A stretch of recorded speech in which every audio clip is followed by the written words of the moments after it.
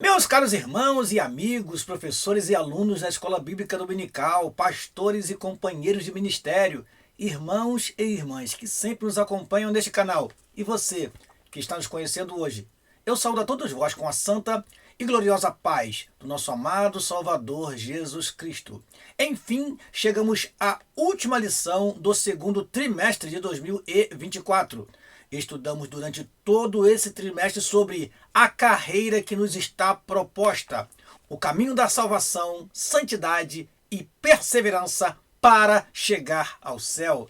Passamos por 12 lições. Começamos com o início da caminhada na lição 1.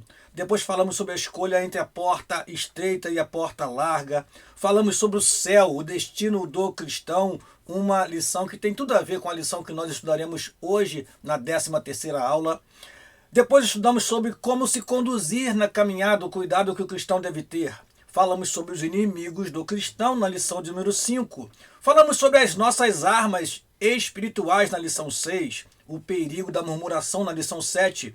Confessando e abandonando o pecado na lição 8. Na 9, falamos sobre resistindo à tentação no caminho. Na 10ª, desenvolvendo uma consciência de santidade. Na 11ª, a realidade bíblica do inferno.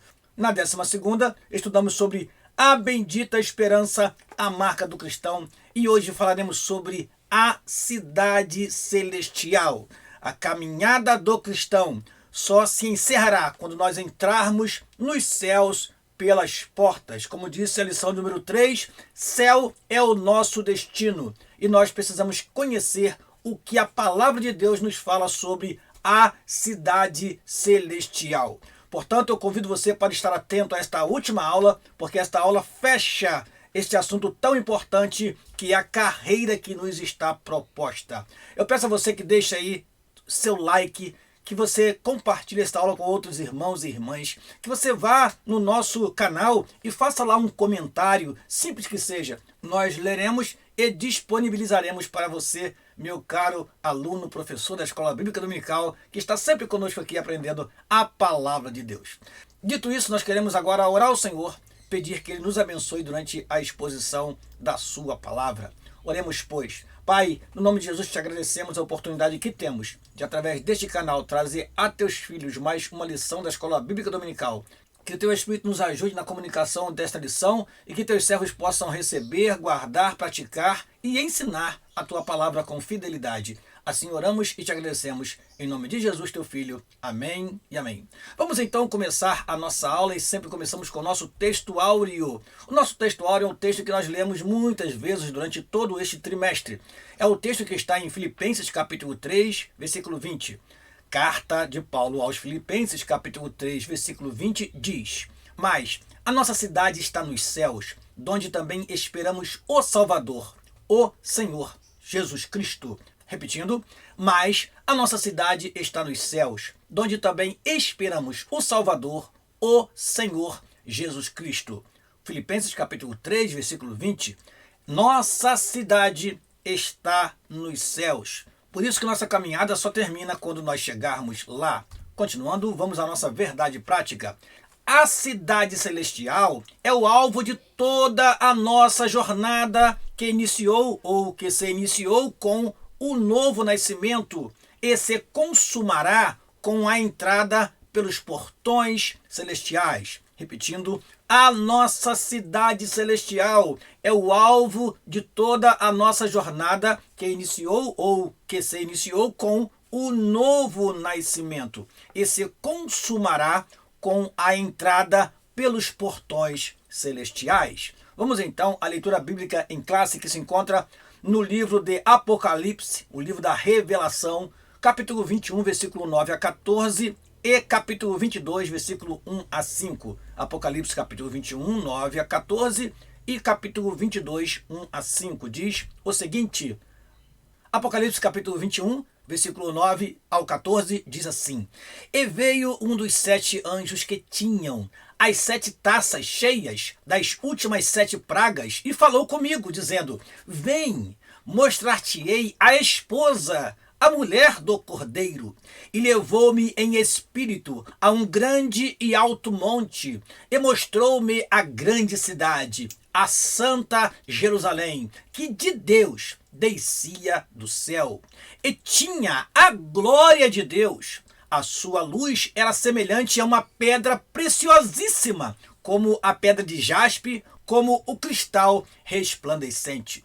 E tinha um grande e alto muro com 12 portas, e nas portas 12 anjos, e nomes escritos sobre elas, que são os nomes das 12 tribos de Israel. Da banda do levante tinha 3 portas, da banda do norte 3 portas, da banda do sul 3 portas, da banda do poente 3 portas. E o muro da cidade tinha 12 fundamentos, e neles os nomes dos 12 apóstolos do Cordeiro. Vamos então ao segundo texto, Apocalipse capítulo 22, versículo 1 a 5. E mostrou-me o rio puro da água da vida, claro como cristal, que procedia do trono de Deus e do Cordeiro. No meio da sua praça, e de uma e de outra banda do rio, estava a árvore da vida, que produz 12 frutos, dando seu fruto de mês em mês, e as folhas da árvore são para a saúde das nações.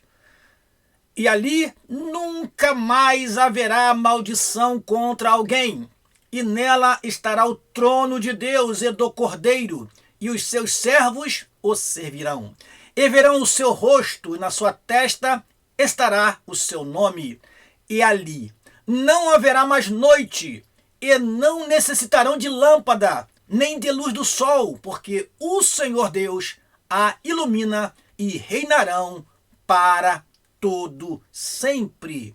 Amém. Vamos então aos objetivos da lição. Primeiro, conceituar paraíso. Segundo, explicar a eternidade como doutrina bíblica e como descrita no livro de Apocalipse. Terceiro e último objetivo, conscientizar a respeito do estado final de todos os santos. Repetindo, conceituar o paraíso, explicar a eternidade como doutrina bíblica e como descrita no livro de Apocalipse e, por último, conscientizar a respeito do estado final de todos os santos. São os objetivos desta lição. Vamos então à nossa introdução. E nesta hora nós sempre lembramos você que tem na sua mão uma canetinha para fazer as suas anotações, que tem em suas mãos a revista da Escola Dominical e, se possível, um exemplar da Palavra de Deus para que você possa consultar os versículos, meu caro irmão, amigo, estudante da Palavra de Deus. Vamos então à nossa introdução. Os cristãos que têm conhecimento das Sagradas Escrituras sabem que não foram destinados para viver apenas neste mundo. Aqui somos peregrinos e forasteiros. Brevemente os portões celestiais se abrirão e partiremos para viver eternamente com o Pai em nossa pátria celestial. Por isso, estudaremos a respeito do paraíso eterno, a cidade celestial, o estado eterno em que desfrutaremos da presença de Deus e como as Escrituras ensinam como será a nossa glorificação final. Aqui se encontra o que nos aguarda ao final da nossa jornada cristã. O nosso alvo é o céu, o nosso destino é o céu, o nosso desejo é morar nas mansões celestiais. Esse lugar que nós chamamos de céu, na realidade é o paraíso, é a cidade celestial. E quando falamos de paraíso, nós lembramos logo do livro de Gênesis, porque a Bíblia Sagrada começa com o paraíso e termina com o paraíso. A Bíblia Sagrada começa mostrando a criação e como Deus fez tudo perfeito e o pecado ainda não tinha se introduzido na terra, e viviam então Adão e Eva em paz com Deus, em comunhão com Deus, no paraíso.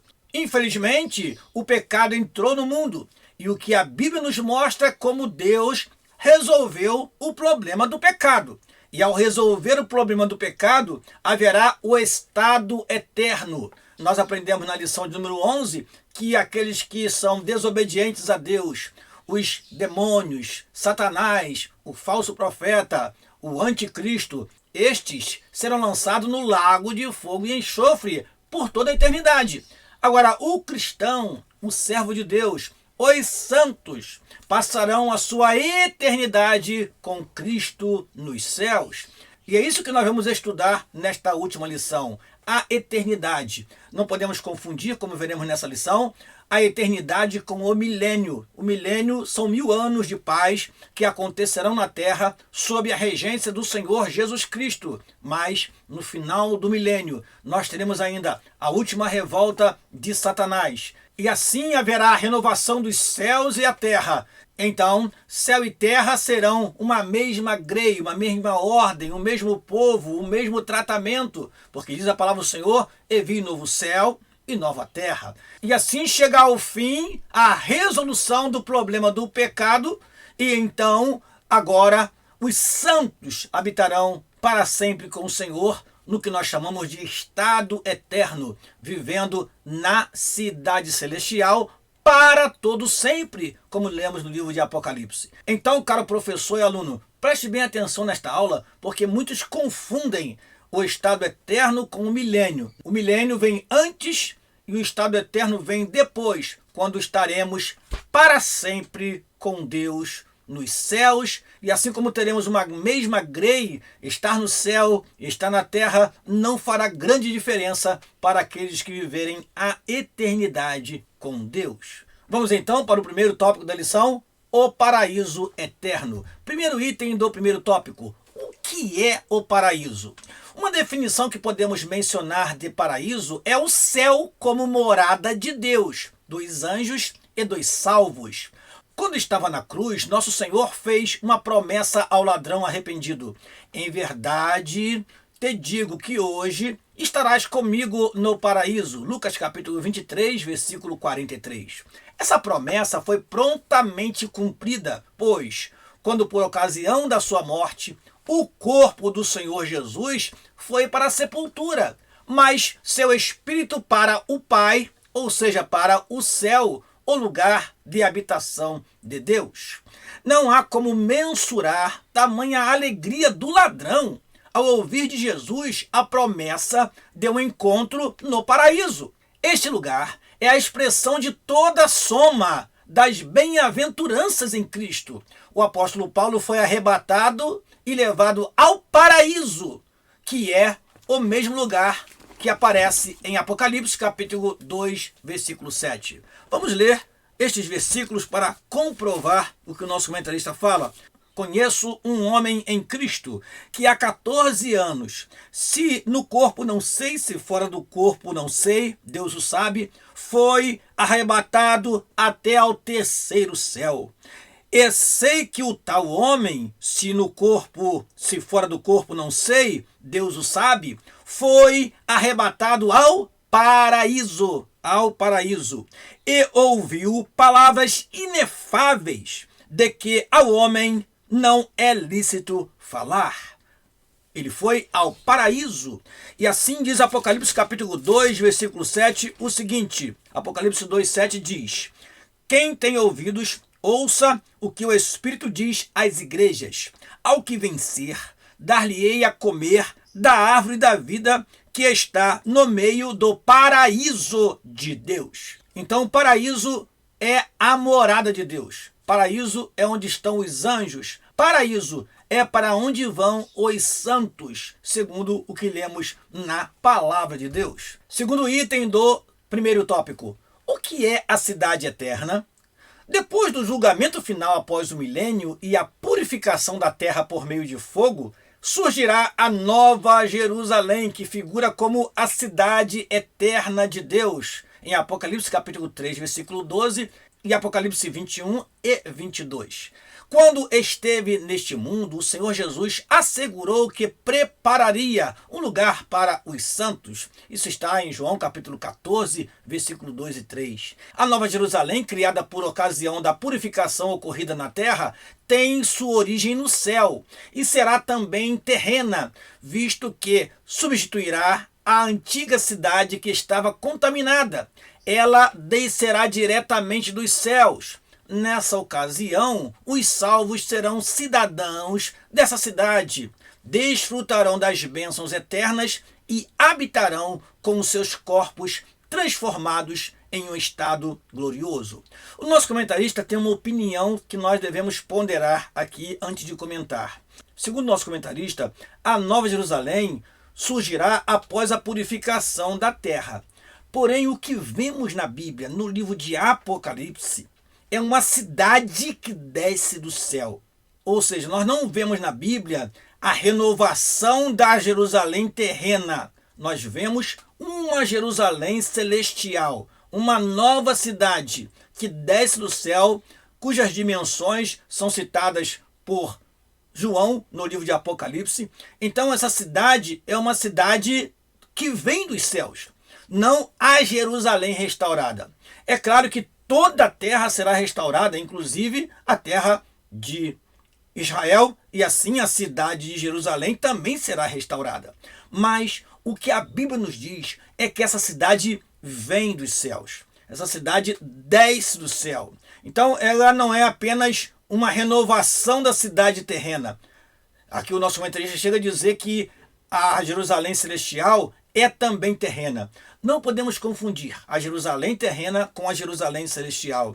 Os cristãos, nós, a Igreja do Senhor, recebemos a promessa de uma cidade celestial, não de uma cidade terrena. No Antigo Testamento, nós vemos Deus prometendo terra para Israel, e assim eles receberão a sua terra, conforme está em Ezequiel capítulo 40 a 48, a restauração de Jerusalém terrena acontecerá sim. Porém, nós, os cristãos, aguardamos uma cidade que desce do céu. E essa cidade, quando desce do céu, ela vem com características próprias. Nada tem a ver com a Jerusalém terrena. Portanto, é bom ponderar isso aqui. Nossa cidade vem dos céus. Disse Paulo, a nossa cidade está nos céus. Então a nossa cidade não está na terra. Deixo isso aqui bem claro, meu caro professor e aluno, que apesar da ideia do nosso comentarista de que vai ser a Jerusalém restaurada, nós, pela palavra de Deus, cremos que essa Jerusalém vem dos céus. Apocalipse capítulo 21 diz assim, versículo 24: as nações andarão à sua luz, e os reis da terra trarão para ela sua glória e honra, e as suas portas não se fecharão, porque ali não haverá noite. E a ela trarão a glória e a honra das nações, e não entrará nela coisa alguma que contamine, e que cometa abominação e mentira, mas só os inscritos no livro da vida do Cordeiro. Então esta cidade é reservada para aqueles que têm seus nomes escritos no livro da vida do Cordeiro. Portanto, nossa cidade é uma cidade celestial, ela desce dos céus. Terceiro item do primeiro tópico: quando a eternidade começará? De acordo com um estudo atento de Apocalipse, depois do arrebatamento da igreja, ocorrerá a grande tribulação por um período de 7 anos. Em seguida, nosso Senhor retornará gloriosa e triunfantemente por ocasião da segunda vinda e implantará o reino milenial. Neste parágrafo nós temos descrito aqui uma sequência de fatos que acontecerão, que são estudados pela escatologia. O ponto de partida desses fatos futuros é o arrebatamento da igreja. O arrebatamento da igreja determina os fatos futuros. Assim que a igreja for arrebatada, acontecerá na terra a grande tribulação. Apocalipse capítulo 6 ao capítulo 18 fala da grande tribulação. Veja que os capítulos anteriores de Apocalipse falam da igreja. Apocalipse capítulo 2 e 3, temos as cartas às 7 igrejas. Apocalipse capítulo 4 e 5, nós vemos a igreja glorificada. A partir do capítulo 6 de Apocalipse, nós não vemos mais a igreja. Está acontecendo na terra a grande tribulação, que terá o período de 7 anos. Ora, após essa grande tribulação, o Senhor Jesus Cristo desce com a igreja, porque a igreja, enquanto estiver nos ares, participará do tribunal de Cristo e das bodas do Cordeiro. No final da grande tribulação, Jesus Cristo vem dos céus com a igreja, com poder e grande glória. Chamamos isso de manifestação de Cristo em glória, quando ele vencerá o anticristo e o falso profeta e instaurará na terra o milênio. Antes, ele fará o julgamento das nações e assim inaugura o milênio e vem então este período de paz, 1000 anos de paz. No final do milênio, nós temos a última revolta de Satanás, porque durante o milênio ele estará preso. E no final do milênio ele será solto por um pouco de tempo e muitos o seguirão. E assim o Senhor Jesus Cristo o vencerá e o lançará para sempre no lago de fogo e enxofre. Então, amados irmãos, é importante você, que é estudante da Bíblia, ter em mente esta sequência dos fatos escatológicos, para que você não possa ser confundido com os textos sagrados. Quando falamos de eternidade, falamos de algo que nunca mais terá mudança. Olha o que diz o texto. Depois do milênio, entraremos no glorioso estado eterno. Aqui devemos cuidar para não confundir o milênio com o estado eterno. Este, que é o estado eterno, caracteriza a eternidade sem fim, em que passaremos com Deus. Aquele, ou seja, o milênio, é um período em que Jesus reinará por 1000 anos na terra. E ao final desse período, pessoas serão julgadas diante do trono branco, o juízo final. Aguardemos piedosamente o reino eterno, o novo céu, a nova terra e a nova Jerusalém. Então, irmãos, João 5,24 diz que nós já temos a vida eterna em Cristo Jesus. Porém, a eternidade, o estado eterno, só acontecerá após o milênio, após a última revolta de Satanás, após o julgamento do trono branco, após a purificação da terra. Então haverá o estado eterno. Na eternidade sem Deus estarão Satanás, os anjos caídos, o falso profeta, a besta e todos os ímpios de todas as eras. Estes serão lançados no lago de fogo e enxofre. E os santos reinarão eternamente com Deus nos céus. Habitará a cidade celestial para todo o sempre. A eternidade só se iniciará após o juízo final e após a restauração do céu e da terra. E assim, como diz a palavra do Senhor, estaremos sempre com o Senhor. Continuando, o eterno e perfeito estado é o segundo tópico da lição. Vamos lá? O eterno e perfeito estado, primeiro item deste tópico. O estado perfeito à luz da doutrina bíblica. Nós fizemos uma reedição do texto para que fique mais compreensível para você, meu caro professor e aluno da Escola Bíblica Dominical, onde está ali em azul. Foi porque nós mexemos um pouquinho no texto para melhor compreensão. Vamos lá. De Gênesis e Apocalipse há um propósito divino na consumação dos séculos. O fato que determinará o início da consumação dos séculos é a segunda vinda de Cristo, que se dará em 2 etapas. Ou seja, teremos o arrebatamento da igreja, que é considerada a primeira fase da segunda vinda, e teremos a manifestação de Cristo em glória, que nós chamamos de segunda fase da segunda vinda de Cristo. Cristo virá para os seus, depois Cristo virá com os seus.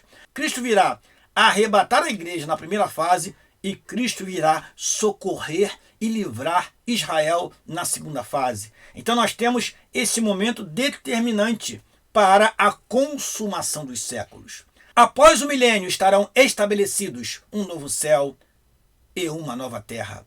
Nesse tempo, o propósito original de Deus se cumprirá e toda a terra se encherá de sua glória. Conforme o apóstolo Paulo escreveu, haverá reconciliação geral de todas as coisas, em que o céu e terra serão uma mesma grei, uma mesma ordem, uma mesma governança. A palavra grei é traduzida como rebanho, como ordem também. Um mesmo governo nos céus e na terra, porque haverá um só povo, uma só nação, uma só grei. Por isso, o perfeito e eterno estado é descrito na Bíblia como um lugar belo de santidade e perfeição, pois a antiga ordem em que imperava a natureza do pecado foi abolida e deu lugar a um lugar santo, puro e perfeito. Isso porque o grande problema da humanidade é o pecado. E quando o pecado for definitivamente banido da terra, haverá paz, haverá alegria, haverá pureza. Isso só acontecerá após todos os juízos que foram estabelecidos por Deus, para que, de uma vez por todas, fiquemos livres deste mal que assola a humanidade desde o Éden. Segundo item do segundo tópico, o estado perfeito à luz de Apocalipse, capítulo 22, versículo 1 a 5. O livro de Apocalipse traz alguns símbolos que descrevem de maneira mais vívida o divino estado perfeito de todas as coisas. Nosso comentarista diz o seguinte: são símbolos que comunicam a singularidade desse novo estado. Um rio, a árvore, a ausência de males, a presença de Deus. Vamos ver detalhadamente. Primeiro, um rio. A vida eterna descrita como um rio. O apóstolo João descreve essa eternidade como um rio da vida que brota do trono de Deus e do Cordeiro. Isso está em Apocalipse capítulo 22, versículo 1. Aqui está presente o aspecto simbólico do rio como símbolo de vida, que em diversas vezes o Senhor Jesus mencionou como água da vida. Portanto, irmãos, um dos primeiros símbolos é o rio. Desde o Antigo Testamento, os rios, as águas, são símbolos de vida. Isso nos faz lembrar de Ezequiel capítulo 47, a torrente das águas purificadoras. Água fala de vida. Então, o primeiro símbolo que nós temos é um rio que corre diretamente do trono de Deus e do Cordeiro para que traga vida e uma vida eterna. O segundo símbolo, uma árvore. A vida eterna descrita como árvore. A árvore da vida remonta ao livro de Gênesis. Seus 12 frutos de mês em mês e suas folhas simbolizam a vida que triunfou sobre as enfermidades e a morte. Não haverá mais dores nem doenças, pois no divino estado eterno a morte não prevalecerá mais. Árvore também é símbolo de vida. Durante toda a Bíblia nós vemos isso. Ora, a árvore, ela brota, ela cresce, ela produz frutos. E esses frutos desta árvore da vida servirá para o alimento, para sustento das nações. Isso significa que a vida será sustentada. A vida será uma vida eterna, sustentada por Deus durante toda a eternidade. Isso se dará. Continuemos. Terceiro símbolo, a vida eterna sem males. Não haverá mais maldição contra alguém. O pecado será banido e não haverá mais maldição.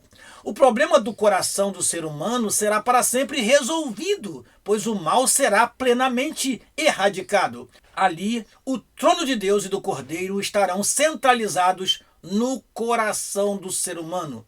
Então, quando João descreve essa cidade, ele fala: há um rio, há uma árvore, e ele observa que ali não haverá mais maldição contra ninguém. Ali não haverá mais maldade. O pecado não encontrará mais espaço neste lugar santo, puro, e assim estaremos para sempre com o Senhor neste lugar de delícias sem fim. E por último, a presença de Deus. Aquilo que nós tanto ansiamos aqui na terra, irmãos, sentir a presença de Deus, na eternidade, na cidade celestial, será algo presente em todo momento. Vamos lá? A vida eterna na presença de Deus. Contemplaremos a Deus face a face. Paulo escreve isso aos Coríntios, no capítulo 13, versículo 12, diz assim o apóstolo Paulo: porque agora vemos por espelho em enigma, mas então veremos face a face. Agora conheço em parte, mas então conhecerei como também sou conhecido. Aleluia. E sua presença será a nossa luz para sempre. Apocalipse capítulo 22, versículo 4, diz o seguinte: e verão o seu rosto, e nas suas testas estarão o seu nome. Que alegria indizível, diz o nosso comentarista. Prestaremos culto olhando diretamente para ele. Sua presença gloriosa fará com que não haja mais noite, não havendo mais qualquer escuridão, e para sempre reinaremos com ele. Veremos a Deus face a face. Isso vai ser para nós um prazer, poder adorá-lo, não por símbolos, não por enigmas, não. Estaremos face a face com o Senhor e o adoraremos e o reverenciaremos face a face. Que alegria será para nós contemplarmos a formosura de Deus nos céus. Vamos então ao último tópico dessa lição, ao último tópico desse trimestre, o estado final de todos os santos. Primeiro item deste último tópico. O que todo crente salvo deve esperar? Os santos de Deus, tanto do Antigo quanto do Novo Testamento, nunca viveram nesta terra com a ideia de permanecer nela eternamente. O patriarca Abraão vivia nela com a esperança da cidade celestial, cujo construtor é Deus. Vamos ler o que diz aos Hebreus capítulo 11, versículo 9 e 10, e vamos aproveitar e ler também o versículo 16. Diz assim, aos Hebreus capítulo 11, versículo 9 e 10. Pela fé habitou na terra da promessa, como em terra alheia, morando em cabanas com Isaque e Jacó, herdeiros com ele da mesma promessa, porque esperava a cidade que tem fundamentos, da qual o artífice e construtor é Deus. Versículo 16 diz assim: mas agora desejam uma melhor, isto é, a celestial, pelo que Deus não se envergonha deles, de se chamar seu Deus, porque já lhes preparou uma cidade. Amém. Olha o que diz também Gálatas capítulo 4, versículo de número 26. Diz assim: mas a Jerusalém que é de cima é livre, a qual é mãe de todos nós. Então havia no coração dos santos a esperança de um lugar onde viveriam eternamente.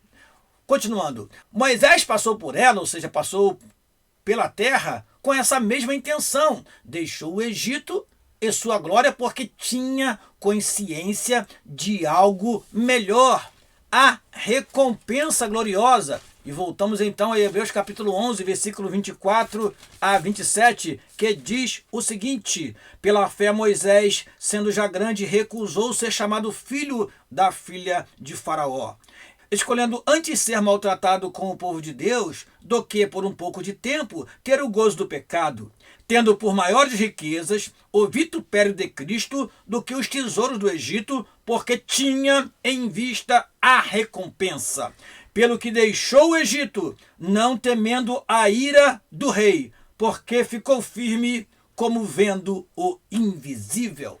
Continuando então, por isso o cristão que vive neste mundo sabe que aqui ele é peregrino nesta jornada, pois está consciente de que o seu lar, a sua verdadeira cidade, é a celestial, de onde ou onde o nosso grande e maravilhoso Deus habita. Nossa cidade está nos céus, diz o nosso textuário. Continuando, viveremos todos em unidade, é o segundo item do terceiro tópico. Ao fazer menção dos inscritos nas 12 portas da cidade, onde estão os nomes das 12 tribos de Israel, e dos alicerces que levam os nomes dos 12 apóstolos, está evidente que se trata de pessoas originárias de todas as eras.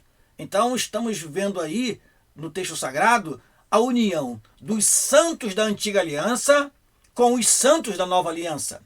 Temos então as 12 tribos e temos os 12 apóstolos. É a união completa de todos os santos, de todas as eras, sendo aí representada por esse número. As pessoas, é claro, as pessoas santas, purificadas, lavadas pelo sangue do Cordeiro, tanto de Israel quanto da igreja estarão reunidas, formando um só corpo de Cristo, cumprindo-se plenamente dessa forma o que está escrito em Gálatas. Nisto não há judeu nem grego. Viveremos na nova cidade sem qualquer tipo de segregação, discriminação e diferença de classes, pois seremos um só povo em Cristo Jesus. Amém. Chegamos então ao último item desta última lição deste trimestre. Finalmente em casa é o terceiro item do terceiro tópico. Sabemos que nossa morada final não é aqui neste mundo, nem na sepultura. Prova disso é que somos denominados de peregrinos e estrangeiros na terra. O apóstolo Paulo nos lembra de que a nossa cidade está nos céus. Os cristãos que verdadeiramente mantêm comunhão com Cristo e sua palavra cultivam em seu coração o desejo de ir para casa, uma expressão muito usada nos últimos anos. Voltou para casa quando um cristão parte desta vida. Muitos estão usando esta expressão que até já está em algumas canções. Voltar para casa seria ir para a casa que nos está reservada nos céus. Continuando, como anelava o apóstolo dos gentios. Essa é a nossa grande recompensa de quando findarmos aqui na terra a nossa jornada. Essa é a bendita esperança de todo cristão sincero que deseja morar no céu.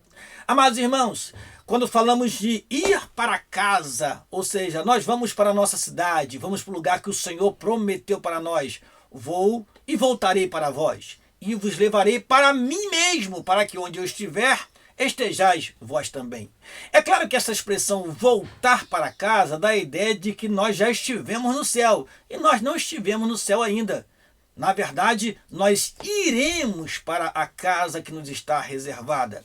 Então precisamos ter cuidado com esta expressão, porque nós não moramos no céu anteriormente, então não voltaremos para casa. Na verdade, nós iremos para a nossa casa celestial, que está preparada para os santos. Amém? Vamos então à última conclusão deste trimestre. Diz assim esta última conclusão: o céu é o destino final de uma jornada que se iniciou com um novo nascimento. Do início da jornada até o final, enfrentaremos inimigos que intentam nos desviar da rota para o céu.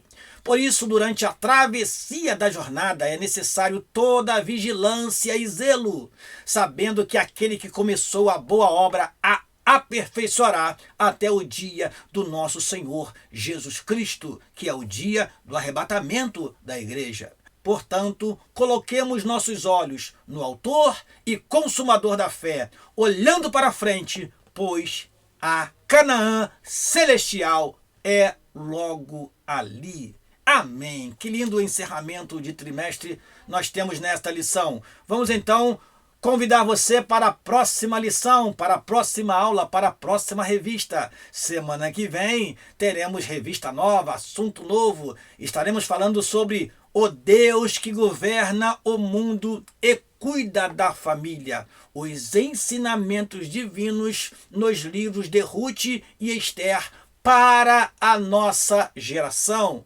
Não perca, portanto, a primeira lição do terceiro trimestre de 2024, quando falaremos sobre duas importantes mulheres na história de um povo. Esse é o título da lição. Nós acrescentamos entre parênteses para você já saber que nós estudaremos sobre Ruth e Esther.